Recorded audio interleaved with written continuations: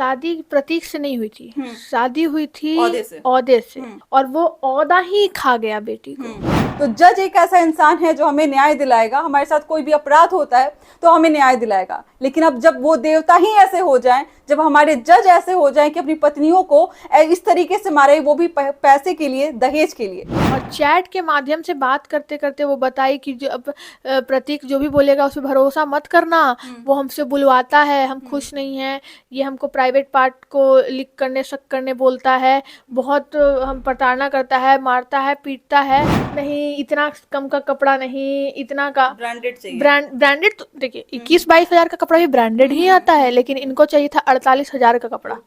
हाँ, 28 लाख तक उनको मिल गया था, 20 लाख कैश, 18 लाख आपका गाड़ी, और कुछ नहीं, बहुत सारे गहने, कपड़े। लड़का की माँ बोली कि लड़की को हॉस्पिटल ले जाओ, घर में नहीं मरनी चाहिए। अच्छा, मतलब घर में लड़की नहीं मरनी मरेगी चाहिए। तो हम फंस जाएंगे। वो डिस्चार्ज भी नहीं कर रहे थे, पुलिस डिस्चार्ज करवाई है उस हॉस्पिटल से। आखिर ऐसा क्या करना पड़ा, आखिर ऐसा क्या हुआ जो ये एलिगेशन लगा रहे हैं कि लड़की बीमारी से मरी है? आखिर ऐसी क्या बातें हुई कि वहां से वो डिस्चार्ज करने के लिए पुलिस बुलाना पड़ा? और पुलिस जब आती है नमस्कार, मैं अंजलि और आप देख रहे हैं द इंडियन स्टोरीज। पटना से एक बड़ी घटना सामने आई है कि एक जज ने अपनी पत्नी को कुछ पैसों के लिए मार दिया। मतलब आप समझिए कि दहेज के लिए मार दिया। कानून के हिसाब से बात करूं तो दहेज लेना और दहेज देना दोनों पाप है और दोनों कानूनन अपराध है। फिर भी एक जज ने पैसे के लिए अपनी पत्नी को मार दिया, और इस तरीके से मारा कि मैं बता भी नहीं सकती। कानून के हिसाब से अगर हम देखें तो हम उनको न्याय का देवता कहते हैं। हमें बहुत ज़्यादा भरोसा होता है कि हमारे साथ कुछ गलत हो तो जज एक ऐसा इंसान है जो हमें न्याय दिलाएगा। हमारे साथ कोई भी अपराध होता है तो हमें न्याय दिलाएगा। लेकिन अब जब वो देवता ही ऐसे हो जाएं, जब हमारे जज ऐसे हो जाएं कि अपनी पत्नियों को इस तरीके से मारे, वो भी पैसे के लिए, दहेज के लिए। जब वो जज बने होंगे, उन्होंने कानून की पढ़ाई की होगी, उसमें उन्होंने पढ़ा होगा दहेज लेना और देना दोनों जो है वो कानूनन अपराध है। फिर भी क्या सोच के उन्होंने अपने जो ससुराल वाले थे उनसे 51 लाख रुपए मांगे। जी हाँ, अगर उन्होंने पढ़ाई की होगी, उसमें पैसे लगे होंगे और अच्छी खासी पैसे वो कमा भी रहे होंगे, इसके बावजूद उन्होंने अपने ससुराल वालों से डिमांड किया। इवन कि मैंने जब ये सुना कि उन्होंने स्टेज पे जाने से पहले कहा कि मुझे 1.5 लाख रुपए अभी मिलेंगे तब मैं स्टेज पे जाऊंगा वरमाला के लिए। सोचिए कितनी, मतलब ये किस तरीके की बात है कि हमारे समाज में क्या हो रहा है कि जज ऐसे करने लगे हैं। आगे उनको देखते देखते और भी लोग उनके रास्तों पे चलेंगे और पैसे का डिमांड करेंगे। बात करते हैं, हमारे साथ रूपम अर्णिका मौजूद है अभी। सबसे पहले बहुत बहुत स्वागत है हमारे चैनल पे। बहुत बहुत शुक्रिया आपका और आपके दर्शकों का जो मुझे सुन रहे हैं और आपके चैनल के माध्यम से जो अपने आप को भी अवेयर कर रहे हैं। इस पूरे मुद्दे के बारे में जरा मुझे बताइए। देखिए, इस मुद्दे को सबसे पहले उठाने वाले जनमंच न्यूज है, वो है जोगेंद्र जी। उसके बाद मैं, वो अपना पत्रकारिता की जैसे आपकी, और कानून की मदद जिस तरीके से हो सके, आइडिया देना, वो सारा काम मैं की हूँ उस केस में, इस केस में कर रही हूँ। बाकी अब इसमें एक नया मोड़ आया है, ये आया है कि एक सुप्रीम कोर्ट के एडवोकेट, अभी मैं नाम नहीं रिवील करूंगी, ये कॉन्फिडेंशियल है, बस आप 24 घंटे का वेट कीजिए, विद इन 24 घंटे में बता दूंगी। सुप्रीम कोर्ट के जाने माने एडवोकेट हैं, वो इसमें इन्वॉल्व हो चुके हैं अब। हाँ, मतलब ऐसी क्या दयनीय स्थिति आ गई कि जज साहब को पैसे की इतनी ज्यादा जरूरत पड़ गई? वो मानसिक रूप से पीड़ित इंसान है, समझी। तभी ना वो, उनको सोचिए, उनको किस चीज की कमी, पिता इतने अच्छे पोस्ट पे, आप खुद इतने अच्छे जॉब में है, औदा है, पैसा है, सब कुछ है, और एक सुंदर बीवी आपको मिल गई। आपको फिर भी बीवी के साथ साथ, जहाँ लोग आज बिना दहेज के शादी कर रहे हैं, बहुत ऐसे जजेज हैं जो जुडिशियल मजिस्ट्रेट हैं या फिर जो भी है फर्स्ट क्लास सेकंड, वो सारे लोग बिना दहेज, बहुत लोग ऐसे हैं जो बिना दहेज के भी शादी करते हैं। लड़की के माँ बाप खुद गिफ्ट, अपने मन से गिफ्ट देते हैं, मांगना पड़ता ही नहीं है। लेकिन ये इंसान, इनको ये सोचना चाहिए मेरे पास तो सब कुछ है, एक सुंदर सी बीवी आ गई, सुंदर है, सुशील है, शांत स्वभाव की है, जो कि आज की डेट में शांत स्वभाव की लड़की देखने को मिलती नहीं है। और वो इस तरीके की लड़की थी, उसको आप जैसे रखिए वैसे खुश। तो आखिर आपको किस चीज की जरूरत पड़ गई कि आपने जो है दहेज की इतनी ज्यादा मांग की? एमजी एक्टर बेचारे ने, परिवार ने लोन पे निकाला, वो भी डिमांडेड था, वो भी डिमांडेड, वो भी ब्लैक कलर चाहिए था तो रांची से मंगवाया गया, आपको दिया गया। उसके बाद कपड़ा का जो मैंने रिकॉर्डिंग सुना है उसमें ये बोल रहे हैं, नहीं इतना कम का कपड़ा नहीं, इतना का ब्रांडेड चाहिए। ब्रांडेड तो देखिए 21-22 हजार का कपड़ा भी ब्रांडेड ही आता है, लेकिन इनको चाहिए था 48 हजार का कपड़ा। ठीक है, और 48 हजार का कपड़ा इट मीन्स कि ठीक है, अगर परिवार सक्षम है तो देगा, नहीं सक्षम है तो 10 करोड़ का कपड़ा देगा। सही बात है, क्या सही बात है। नहीं सक्षम है तो आप उसको जबरन उससे नहीं मांग सकते। लेकिन आपने एक बात अभी बोला ना, देना और लेना दोनों पाप है। परिवार इस चीज से वाकिफ है, देना लेना पाप है, लेकिन परिवार ने दहेज इसलिए दिया, स्टार्टिंग में ऐसी कोई बात नहीं हुई थी। ये जो है प्रतीक, ये पूरा दिमाग लगाए पहले समाज, सॉरी नहीं खांसी होता रहेगा। पहले क्या हुआ ना, वो पहले उन लोगों के दिमाग से खेले, उनकी इमोशन के साथ खेले। कैसे? पहले तो लड़की को प्री वेडिंग के लिए बुलाया गया, तो सबको लगा ओ कितना अच्छा है, प्री वेडिंग शूट के लिए बुलाया जा रहा है, हाँ एडवांस है, मॉडर्न है, ठीक है, इट्स ओके। जैसे ही प्री वेडिंग शूट करके लड़का आता है वापस, डिमांड बढ़ जाता है। और फिर क्या हुआ कि जो लड़की है उसको परिवार वाले ने डांटा कि तुम ही एक मॉडर्न हो, सबका शादी नहीं होता है। लड़की को भी डांट लगाई गई है, लेकिन उनको क्या पता था कि लड़की को भी क्या पता था कि मेरा होने वाला पति इस तरीके का होगा। अब समाज में बात फैल गई थी, फिर इंस्टाग्राम फेसबुक पे फोटो पोस्ट हो चुका था, उसके बाद शादी से मना करते तो प्रतिष्ठा नहीं रहती ना उस परिवार की समाज में। इस डर से उन्होंने उसकी डिमांड को फुलफिल किया जितना हो सका। करते करते बहुत ज्यादा जब बढ़ गया तो इन्होंने स्टॉप कर दिया, शादी के बाद स्टॉप किया। ये जो 51 लाख का डिमांड था उसमें कितना उन्होंने मतलब दे दिया था? लगभग 28 लाख या 22 लाख के बारे में सुना। हाँ 28 लाख तक उनको मिल गया था, 20 लाख कैश, 18 लाख आपका गाड़ी, और कुछ नहीं, बहुत सारे गहने, कपड़े, ये सारी चीज दिए गए थे। यहाँ पर मैं एक चीज बोलना चाहूंगी ना, कि मैं उन पेरेंट्स के बारे में बोलना चाहूंगी जिनको अगर कोई सरकारी जॉब का लड़का दिखाई अगर गलती से दे देता है, और उसमें भी जब बड़े किसी ओहदे पे जज अगर हैं, या फिर कोई बड़े पुलिस अधिकारी हैं, या फिर कोई बड़े डॉक्टर हैं, वो ये नहीं देखते कि भविष्य कैसा होगा, वो ये देखते हैं कि भाई बेटी को बांध दिया जाए वहां पर। है ना? आप लालच में आते हैं, आप उसके पोस्ट से देखते हैं कि भाई वो कितना बड़े ओहदे पे है, फिर आप उसको पैसे, आप वो चाहे जो डिमांड करे। आखिर इन्होंने, प्रतीक ने 51 लाख मांगा, आपने क्या सोच के 28 लाख रुपए दिए उनको? आपने दिया, आपने मन बढ़ाया, फिर आगे और भी डिमांड आए, आपने और भी डिमांड पूरा किया, आगे और भी चला। जब डिमांड पूरा नहीं हुआ तो उन्होंने आपकी बेटी को खा गया। मैं ये कहूंगी कि शादी प्रतीक से नहीं हुई थी, शादी हुई थी ओहदे से, और वो ओहदा ही खा गया बेटी को। ये पहले भी इतिहास में भी आपने पढ़ा होगा कि एक गिफ्ट सिस्टम था। जो लड़की के परिवार वाले थे वो अपने बेटियों को गिफ्ट देते थे ताकि वो अच्छे से रह पाए जब ससुराल जाए। तो इसको आगे चलकर हमने दहेज का रूप दे दिया, और आज दहेज का रूप देखिए किस तरीके से फैल रहा है समाज में, कि लड़कियों को शादी के 1 साल के अंदर खा गया। मतलब जो भी है, जज साहब 1 साल हुआ शादी किए हुए, है ना? 2022 में शादी हुई थी, 2023 चल रहा है, और 1 साल के अंदर जो है वो उस बेटी को वो निगल गए, या फिर खा गए, या फिर उस डिमांड को वो पूरा नहीं कर पाए उसके घर वाले, जिसके कारण। दैनिक भास्कर ने जो छापा है, आप लड़की का पक्ष भी जान लेते एक बार, है ना? आपने लिखा है कि लड़की के माँ बाप पे आरोप लग रहा है कि ये झूठा आरोप लगा रहे हैं दहेज प्रताड़ना का, और वो लड़की बीमारी से मरी है। ये बोला जा रहा है। एक बात बताइए, बीमारी का कोई इलाज होता है ना? क्या बीमारी है, उस बीमारी का नाम क्यों नहीं ले रहे हैं? पहला।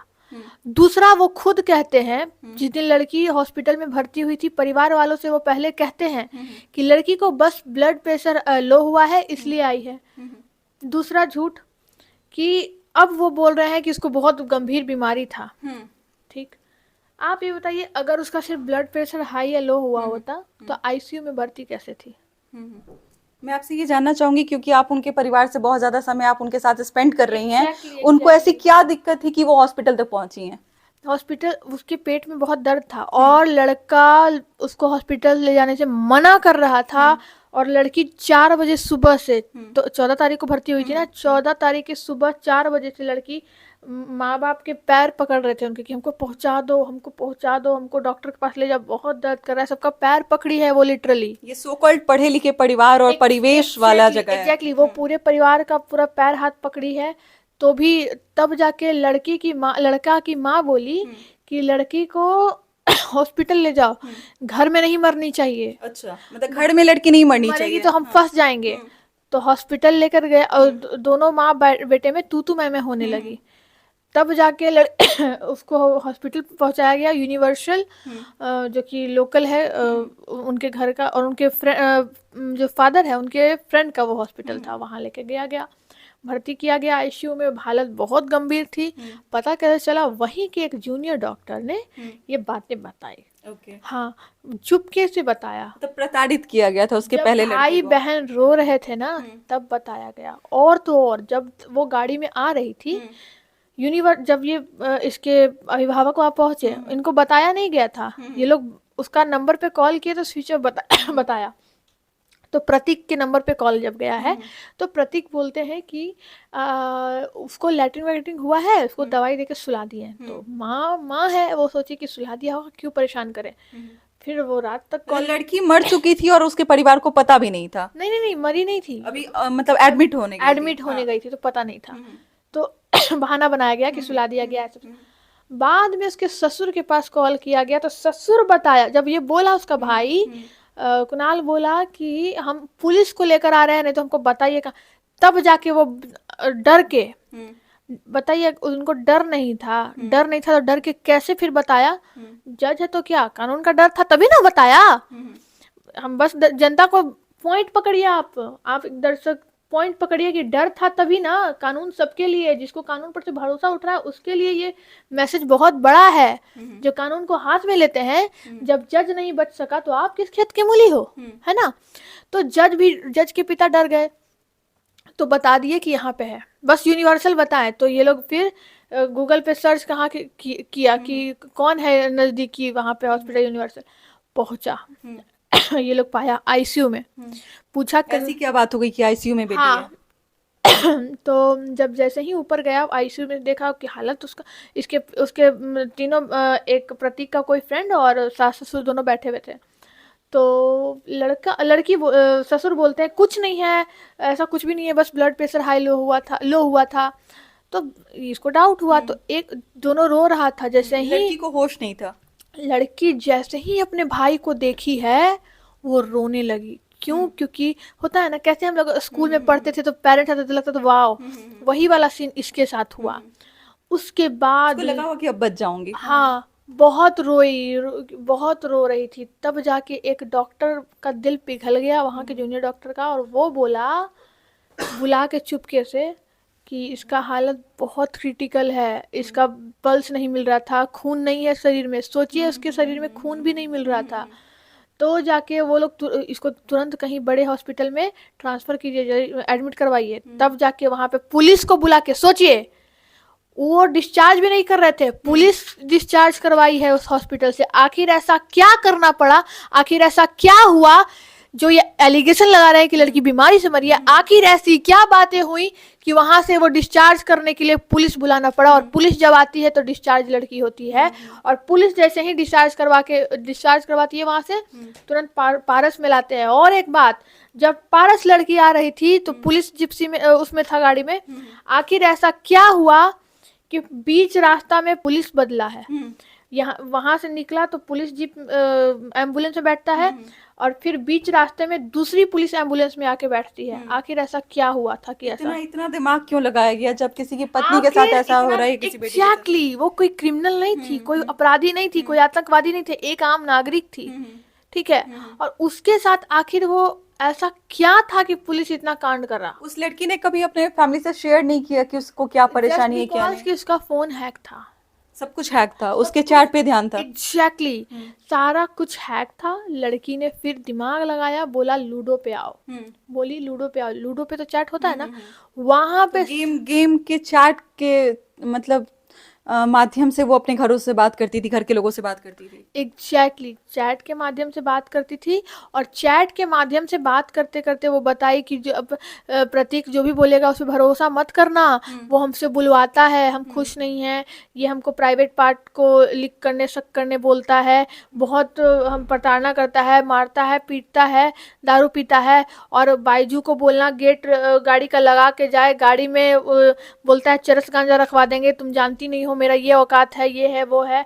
हम एक जज होके ऐसा कर रहे ऐसा हैं। ऐसा ऐसा एलिगेशन जो लगा, और चैट है ये सारा जो बात वो अभी मैं जो बोली वो सारा चैट पे मैं खुद पढ़ी हूँ, तब जाके बोल रही हूँ।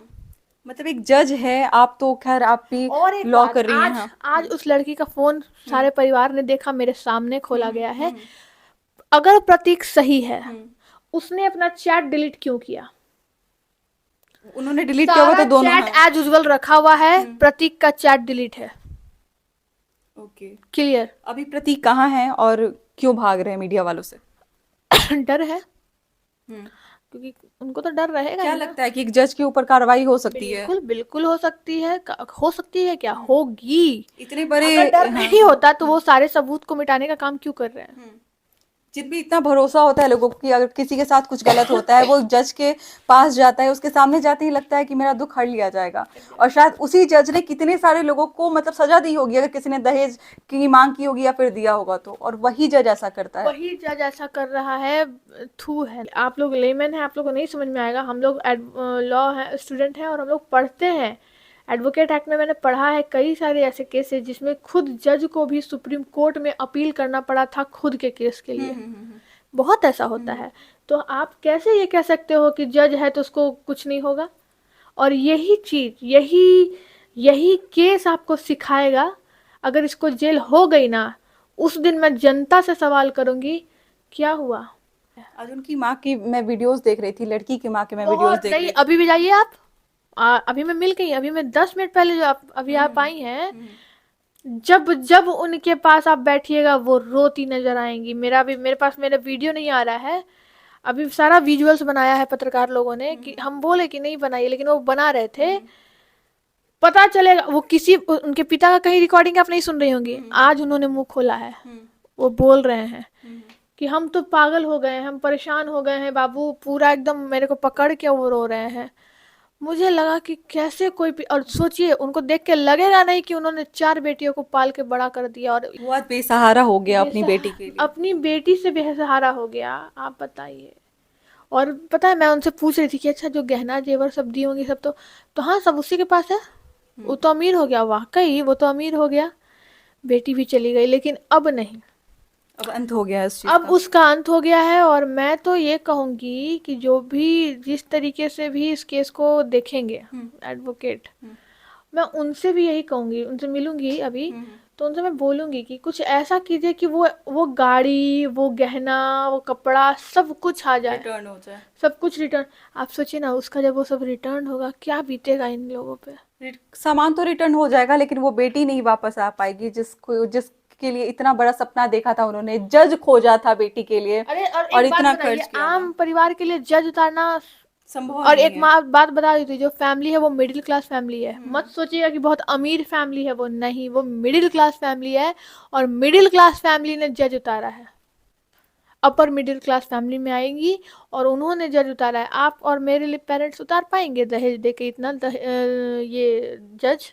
सही बात कभी है। नहीं। सही। बताइए कहाँ जा रहा है हमारा समाज, कि हमारे समाज के इतने बड़े ओहदे के लोग जिन पे हमें इतना भरोसा होता है वो दादागिरी दिखा रहे हैं अपना। मतलब वो लड़कों को रख रहे हैं, वो जो है वो अपने पत्नियों को मार रहे हैं, वो जो है प्रताड़ित कर रहे हैं, और अंत में जो है वो मिडिल क्लास फैमिली देखते रह जाती है और लास्ट में उसको अपनी बेटी का शौ मिलता है कि वो आप जाइए अपनी बेटी को लेके जाइए।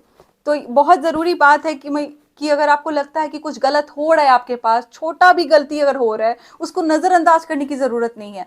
शायद बहुत पहले उनके परिवार वालों ने इस चीज़ पे ध्यान दिया रहता, अगर उस जज का चेहरा ना देखा होता, अगर उसके पद से नहीं डरे होते, तो शायद उनकी बेटी आज जिंदा होती।